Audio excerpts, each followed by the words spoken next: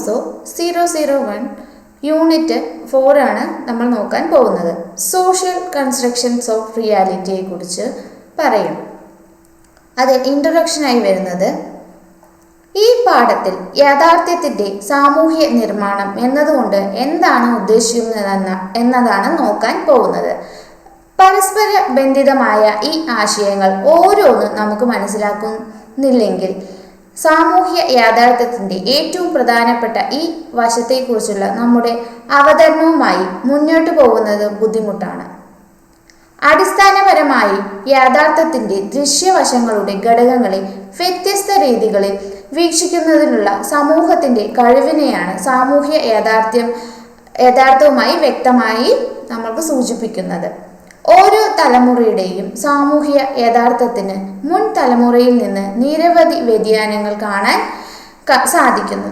യഥാർത്ഥത്തെ സൃഷ്ടിക്കുന്ന സമൂഹം നമ്മൾ കാണാൻ പോകുന്നത് പോലെ നിരവധി വ്യത്യസ്ത പ്രവേശനങ്ങൾ പോയിന്റുകൾ നൽകുകയും സാമൂഹികമായി പരസ്പരം ബന്ധപ്പെട്ട ഒരു യാഥാർത്ഥ്യം സൃഷ്ടിക്കുന്നതിന് ഉത്തരവാദിയുമാകുകയാണ് ചെയ്യുന്നത്.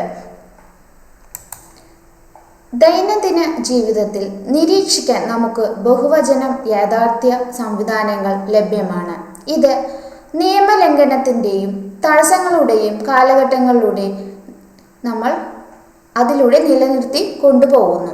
സമൂഹം അതിൻ്റെ മനോഭാവങ്ങളും വിശ്വാസങ്ങളും നിലനിർത്തുന്നു. ഓരോ സുരക്ഷിതത്വവും സംയോജിതവുമായ രീതിയെക്കുറിച്ചാണ് പറയുന്നത്. ഓരോ തലമുറയും അർത്ഥവത്തായ ഒരു നിലനിൽപ്പ് നയിക്കുന്നതിന് ധാരാളം ഗ്രഹണ പ്രതീക്ഷണങ്ങളും ഏറ്റവും കുറഞ്ഞ അനുയോജ്യമായ ജീവിത നിലവാരങ്ങളും കൊണ്ടുവരുന്നു. അടുത്തതായി നമ്മൾ പറയാൻ പോകുന്നത് കൺസ്ട്രക്ഷൻസ് ഓഫ് റിയാലിറ്റിയെ കുറിച്ചാണ് പറയുന്നത്. സമൂഹത്തിലെ പുതിയ അംഗങ്ങൾ തയ്യാറാകുമ്പോൾ തന്നെ അവരിൽ ഒരു പ്രത്യേക മുദ്ര പതിപ്പിക്കാൻ തുടങ്ങുന്ന സാമൂഹ്യ യാഥാർത്ഥ്യങ്ങൾ ഉണ്ടാകുന്നു. ജീവിതത്തിൽ സാമ്പത്തികം, രാഷ്ട്രീയം, മാനസികം മുതലായവ ഉൾപ്പെടുന്നു. അതിൽ ഓരോന്നും പുതിയ തലമുറയെ അവർക്ക് അനുയോജ്യവും യോഗ്യവുമാണെന്ന് തോന്നുന്ന ഏതെങ്കിലും പ്രത്യേക രീതിയിൽ പ്രവർത്തിക്കാനും പെരുമാറാനും പരിശീലിപ്പിച്ചുകൊണ്ടാണ് അതിനെ ചേർത്ത് വയ്ക്കുന്നത്.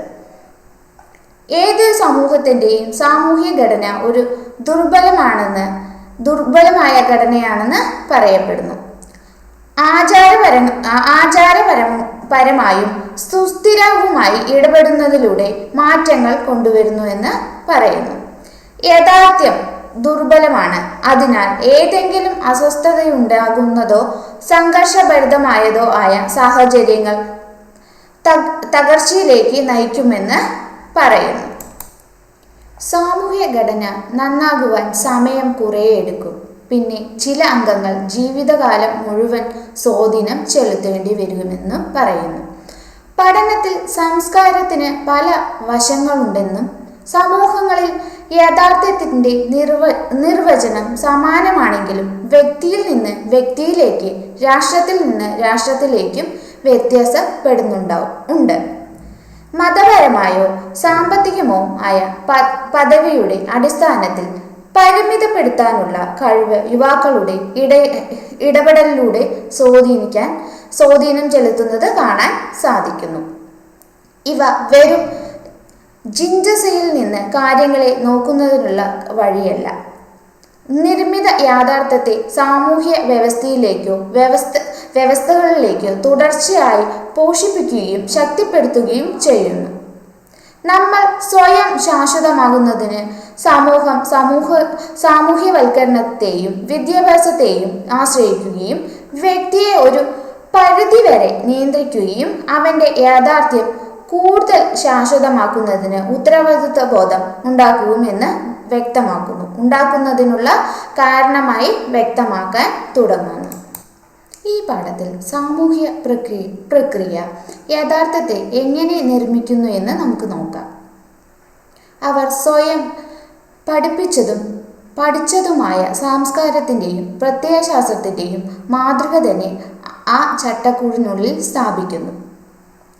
ഇത്രയും സൂക്ഷ്മവും കൃത്യവുമായ ഒരു പ്രവർത്തനത്തിൽ എല്ലാ അംഗങ്ങൾക്കും സാമൂഹിക ഘടനയിൽ പൂർണ്ണമായും യോജിക്കാൻ കഴിയില്ലെന്ന് വ്യക്തമാണ്.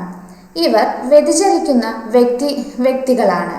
സമൂഹം മറ്റ് വിവിധ ചികിത്സകളിലൂടെ വ്യതിചലിക്കുന്ന വ്യക്തികളെ സമൂഹത്തിൻ്റെ കേന്ദ്രത്തിലേക്കോ മുഖ്യധാരയിലേക്കോ തിരികെ കൊണ്ടുവരുവാൻ ശ്രമിക്കുന്നു. നമ്മുടെ യഥാർത്ഥം അനുഭവം എല്ലാ സമൂഹങ്ങളിലും വലിയ ഗ്രൂപ്പുകളിലായും ദേശീയ രാഷ്ട്രങ്ങളിലും ചിലപ്പോൾ ദേശീയ രാഷ്ട്രത്തെക്കാൾ വളരെ വലിയ ആശങ്കകളിലുമാണ് മനുഷ്യൻ നിർമ്മിച്ചിരിക്കുന്നതെന്ന് പറയുന്നു. വിവിധ രീതികളിൽ ചൂണ്ടിക്കാണിച്ചിട്ടുണ്ട്. അറിവിൻ്റെ സാമൂഹ്യശാസ്ത്രത്തിൻ്റെ കടമ സാമൂഹ്യ യാഥാർത്ഥ്യത്തിൻ്റെ ഈ നിർമ്മാണങ്ങൾ മനുഷ്യരും എത്രത്തോളം കൃത്യമായി വികസിപ്പിച്ചെടുത്തിട്ടുണ്ടെന്ന് കാണാൻ സാധിക്കുന്നു. അറിവും അത് വികസിച്ച സാമൂഹിക സന്ദർഭവും തമ്മിലുള്ള പരസ്പര ബന്ധം യുഗങ്ങളിലായി സമൂഹത്തിന് സ്വയം എങ്ങനെ സൃഷ്ടിക്കാനും പുനർനിർമ്മിക്കാനും കഴിയുന്നത് ഒരു പ്രധാന ഘടകമായി പറയാം. സാമൂഹ്യ ശാസ്ത്രജ്ഞരുടെ അഭിപ്രായത്തിൽ ആശയങ്ങളുടെ നിലനിൽപ്പിന് അടിസ്ഥാനം സാമൂഹ്യ സാഹചര്യമാണെന്നും കൃത്യമായ ആശയങ്ങൾ തന്നെയില്ലെന്നും അതിനാൽ വ്യക്തിക്ക് നിർണയകരമായ അളവിൽ സ്വമേധയുള്ള പ്രവർത്തന സ്വാതന്ത്ര്യവും നൽകിയെന്നും വിശ്വസിക്കപ്പെടുന്നു. മനുഷ്യന്റെ ചിന്ത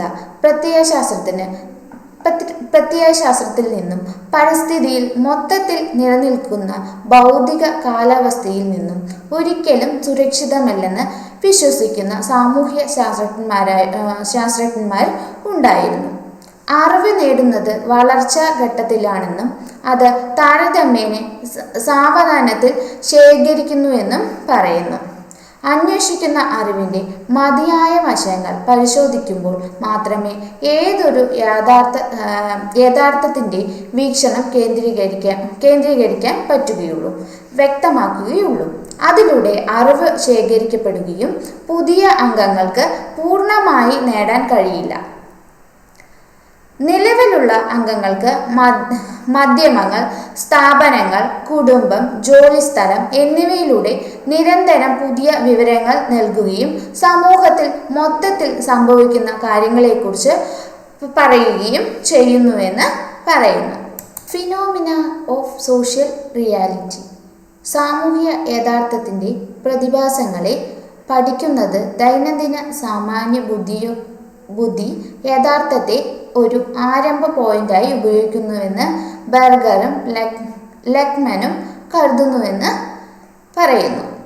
അറിവ് ആത്യന്തികമായി ഉൾക്കൊള്ളുന്നതാണ്. സാമൂഹ്യ ജീവിതത്തിലും പ്രക്രിയയിലുമുള്ള ഇടപെടലിൻ്റെ പങ്കാളിത്തത്താൽ ഇത് കാണപ്പെടുന്നു. സാമാന്യ ബുദ്ധി ആശയങ്ങൾ വ്യക്തികളുടെയും ഗ്രൂപ്പുകളുടെയും സമൂഹത്തിൻ്റെയും സമൂഹശാസ്ത്രത്തിലെയും പ്രതിഭാസങ്ങളെയും മനസ്സിലാക്കുന്നതിനായുള്ള ഏറ്റവും പ്രധാനപ്പെട്ടതാണ് കടന്നുകയറ്റമെന്ന് പറയുന്നു. സമൂഹത്തിന് അതിൻ്റെ നിലനിൽപ്പിന് കുറഞ്ഞത് 2 വശങ്ങളുണ്ടെന്ന് പറയുന്നു. ഒന്നാമതായി പറയുന്നത് ആത്മനിഷ്ഠമെന്നും രണ്ടാമതായി പറയുന്നത് വസ്തുനിഷ്ഠമെന്നും പറയുന്നു.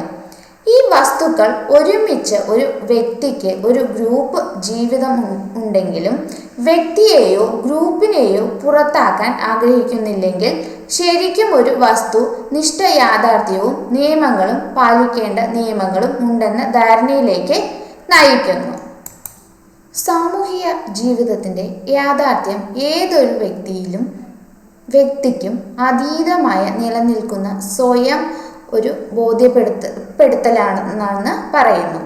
മനുഷ്യന്മാർ സാമൂഹിക ജീവിതത്തിൻ്റെ എല്ലാ വശങ്ങളിലും എങ്ങനെയാണ് ഉൽപ്പാദിപ്പിക്കുകയും നിലനിർത്തുകയും ചെയ്യുന്നുവെന്ന് കണ്ടെത്തുന്നതിൽ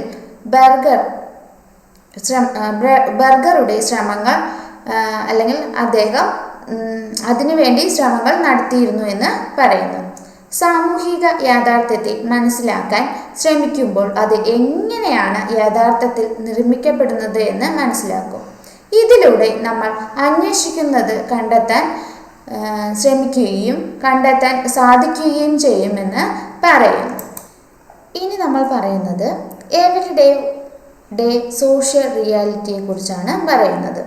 പ്രതിദിന ജീവിതവും അതിൻ്റെ അടിസ്ഥാനത്തിൽ പ്രതിഭാസവും വിശകലന രീതിയും ഏറ്റവും നന്നായി മനസ്സിലാക്കാൻ സാധിക്കുമെന്ന് ബർഗറും ലെഹ്മാനും ചൂണ്ടിക്കാട്ടി. ബോധത്തിന് പല മാനങ്ങളിൽ പലതരത്തിൽ യാഥാർത്ഥ്യങ്ങൾ നിലനിൽക്കുന്നുണ്ടെന്ന് നിരീക്ഷണങ്ങളിലൂടെ കണ്ടെത്താൻ സാധിച്ചു. സാമൂഹിക ലോകം ദൈനംദിന ജീവിതത്തിൽ നിരവധി അല്ലെങ്കിൽ ഒന്നിലധികം യാഥാർത്ഥ്യങ്ങൾ ഉണ്ടെന്ന കാര്യം മനുഷ്യർക്ക് അറിയാമായിരുന്നു. ഒന്നിലധികം യാഥാർത്ഥ്യങ്ങൾ നന്നായി ക്രമീകരിച്ചിരിക്കുന്നു എന്ന് പറയുന്നു. പ്രതിഭാസങ്ങൾ മനുഷ്യർക്ക് ഒരു പ്രത്യേക പാറ്റേൺ തിരിച്ചറിയാൻ കഴിയുന്ന തരത്തിൽ സാമൂഹിക വസ്തുതകൾ അവരുടെ മേൽ അടിച്ചേൽപ്പിക്കുന്നുവെന്ന് പറയുന്നു. ഒരു സമൂഹത്തിൽ പുതിയതായി പ്രവേശിക്കുന്നവർക്ക് പിന്നീട് അതിൻ്റെ മേൽ അടിച്ചേൽപ്പിക്കപ്പെട്ട ഒരു പ്രത്യേക സാമൂഹിക ക്രമം ഉണ്ടെന്ന് മനസ്സിലാക്കാൻ സാധിക്കുന്നു. ഒരു മനുഷ്യൻ്റെ സാമാന്യ ബുദ്ധി, അവൻ്റെ അറിവ് എന്നത് മനുഷ്യനായി രൂപപ്പെടുത്തിയെടുക്കുന്നതാണ്. അത് ഏതെല്ലാം രൂപത്തിലാണ് കിട്ടുന്നത്? മറ്റു മനുഷ്യരുമായുള്ള ഇടപെടലിലൂടെയും പരസ്പരം ആശയവിനിമയങ്ങൾ നടക്കുമ്പോഴും അവർക്ക് കൂടുതൽ വിഷയങ്ങൾ കൈമാറാൻ അല്ലെങ്കിൽ പങ്കിടുവാൻ സാധിക്കുന്നു. മനുഷ്യരുടെ നിത്യജീവിതത്തിൽ ഇത് കാണാൻ സാധിക്കുന്നു. സാമാന്യ ബുദ്ധിയെയും അറിവിനെയും അതിൻ്റെ സാമൂഹ്യ സന്ദർഭത്തെയും കുറിച്ചുള്ള അന്വേഷണം നടത്തുന്നത് താരതമ്യേന എളുപ്പമാണ്. അത് ശരി തന്നെയാണല്ലോ. ഒരു മനുഷ്യൻ്റെ ബുദ്ധി അല്ലെങ്കിൽ അവൻ കോമൺ സെൻസ് എന്നൊക്കെ പറയാം. അല്ലെങ്കിൽ അവൻ ആരിൽ നിന്നും പുതിയ അറിവുകൾ ശേഖരിക്കാൻ നോക്കും. അത് പഠനത്തിലൂടെ ആകണമെന്നില്ല, ജീവിത രീതിയിലൂടെയും ഒരു മനുഷ്യൻ പുതിയ അറിവുകളും അവൻ്റെ കഴിവും വികസിപ്പിച്ചെടുക്കാൻ സ്വയം തന്നെ പ്രാപ്തമായിക്കൊണ്ട് ഇരിക്കുന്നു. ദൈനംദിന യാഥാർത്ഥ്യമല്ലാത്തതുമായ മേഖലകളുടെ ധാരണയിലും വിവർത്തനത്തിലും ബുദ്ധിമുട്ട് നിലനിൽക്കുന്നുണ്ട് എന്ന് പറയുന്നു. അതെന്താ പറയുന്നതെന്ന് വെച്ചാൽ അതായത് നിത്യ ജീവിതത്തിൽ ഉൾപ്പെടാത്ത അല്ലെങ്കിൽ ഒരു വ്യക്തിക്ക് അറിയാത്ത പുതിയ കാര്യങ്ങൾ പഠിക്കുന്ന സമയത്ത് അല്ലെങ്കിൽ അറിയുന്ന സമയത്ത് കൃത്യമായിട്ടുള്ള എന്തിനെ കുറിച്ചാണോ അറിയുന്നത് അത് കൃത്യമായിട്ടുള്ള വിവർത്തനം, അല്ലെങ്കിൽ ഒരു ഭാഷയെക്കുറിച്ചാണ് അന്യഭാഷ നമ്മൾ പഠിക്കുന്നു എന്ന് പറഞ്ഞാൽ അതിനെ നമുക്ക് തർജ്ജമ ചെയ്യുകയാണെങ്കിൽ ആ ഭാഷ നമ്മൾക്ക് കൂടുതൽ നമ്മുടെ ഭാഷയിലേക്ക് മാറ്റുകയാണെങ്കിൽ നമ്മൾക്ക് കൂടുതൽ ഉൾക്കൊള്ളാനും അത് മനസ്സിലാക്കാനും സാധിക്കും. അല്ലാത്ത പക്ഷമാണ് നമ്മൾക്ക് അത് ബുദ്ധിമുട്ടായി മാറുന്നത് എന്ന് പറയുന്നു. ഇനി നമ്മൾ പറയുന്നത് സൂചിക നിർമ്മിതികളെ കുറിച്ചാണ് പറയുന്നത്. എന്താണ് സൂചിക നിർമ്മിതികളെ കുറിച്ച് പറയുന്നത്? സമൂഹം അല്ലെങ്കിൽ ഒരു ലോകം മുഴുവൻ സൂചികകളുടെ ഒരു കൂട്ടായ്മയാണെന്ന് പറയുന്നു. സൂചിക അല്ലെ, ഇപ്പൊ സൂചികയുടെ ഒരു കൂട്ടായ്മയാണെന്ന് സമൂഹത്തെ പറയുന്നു. അവയെ നീരസമായി കണക്കാക്കപ്പെടുന്നു എന്ന് പറയുന്നു. അതിനെ വളരെ അപൂർവമായി മാത്രമാണ് ചൂഷണം ചെയ്യുന്നത്. സൂചികയെ എല്ലാവരും എങ്ങനെയാണ് ചൂഷണം ചെയ്യുന്നത്? വളരെ അപൂർവമാണ്. അതെല്ലാവർക്കും ഉൾക്കൊള്ളുന്ന ഒരു ഒരു സൂചികയാണെന്ന് പറയുന്നു. അതിനെ ചൂഷണം ചെയ്യുന്നത് വളരെ ചുരുക്കമാണെന്നാണ് പറയുന്നത്. വസ്തുനിഷ്ഠതയ്ക്കുള്ള അന്വേഷണം അതിൻ്റെ അവസാനം വരെ പിന്തുടരുന്നു എന്ന് പറയുന്നു. വളരെ വേഗത്തിലും എളുപ്പത്തിലും വർഗീകരണങ്ങൾ സ്വീകരിക്കുന്നു. ഇതിന് ഒരിക്കലും അവസരമില്ല. വസ്തുനിഷ്ഠമായതയ്ക്കുള്ള അന്വേഷണം ഒരു അഗാധമായതാണെന്ന് പറയുന്നു. വസ്തുനിഷ്ഠമായ സൂചികകളെ അന്വേഷിക്കുന്നത് വളരെ അഗാധമായിട്ടുള്ളതാണെന്ന് പറയുന്നു. യഥാർത്ഥത്തിൻ്റെ സാമൂഹ്യ നിർമ്മാണം മനസ്സിലാക്കാൻ നമ്മുടെ നിത്യജീവിതത്തിൽ സമയത്തിൻ്റെ ഘടനയെക്കുറിച്ച് വളരെയേറെ ധാരണകൾ അല്ലെങ്കിൽ അതിനെക്കുറിച്ച് ഒരു സമയത്തെക്കുറിച്ച് നമ്മൾക്ക് അറിഞ്ഞിരിക്കണമെന്ന് പറയുന്നു. ഇത് സാമൂഹ്യ ക്രമത്തെക്കുറിച്ചുള്ള പഠനത്തിനായി ഉപയോഗിക്കാമെന്നും പറയുന്നു. ദൈനംദിന ജീവിതത്തിൽ താൽക്കാലിക ഘടന വളരെ സങ്കീർണമായ ഒരു കാര്യമാണ്. താൽക്കാലികമായിട്ടുള്ള ഘടന എന്ന് പറയുന്നത് വളരെ വിശാലം അല്ലെങ്കിൽ സങ്കീർണമായൊരു ഘടനയാണെന്ന് പറയുന്നു. ബോധം പല വ്യത്യസ്ത തലങ്ങളിൽ നിലനിൽക്കുകയും സമ്പാദിക്കുകയും ചെയ്യുന്നു. യാഥാർത്ഥ്യത്തിൻ്റെ ഈ വ്യത്യസ്ത തലങ്ങളെല്ലാം പരസ്പര ബന്ധിതവും ഒരു പ്രത്യേക പാറ്റേൺ ക്രമീകരിക്കുന്നു എന്നും പറയുന്നു. സമൂഹത്തിൽ നിലനിൽക്കുന്ന താൽക്കാലിക ഘടന അവർ ഉൾപ്പെടുന്ന പ്രത്യേക സമൂഹങ്ങളിലൂടെ അംഗങ്ങളുടെ സാഹചര്യം വ്യക്തമായി പറയാൻ സാധിക്കുന്നു. സമൂഹത്തിൽ മനുഷ്യർ തമ്മിലുള്ള ദൈനംദിന ഇടപെടലുകളുടെ പ്രശ്നങ്ങൾ പരിഹരിക്കാൻ സാധിക്കുന്നു. ഇപ്പോൾ ഒരു സമൂഹത്തിൽ നിരവധി പേർ താമസിക്കുകയും ജീവിക്കുകയും അവരുടെ ജീവിത മുന്നേറ്റങ്ങൾ നയിക്കും. അതിലെന്താണ്, കുറേയേറെ പ്രശ്നങ്ങൾ വരും. അതിനെ പല വ്യക്തികളും പല രീതിയിലാണ് ഓരോ പ്രശ്നങ്ങളും ചൂണ്ടിക്കാണിക്കുന്നത്. പക്ഷെ അതിനെ ഏതെല്ലാം രീതിയിൽ എങ്ങനെയൊക്കെയാണ്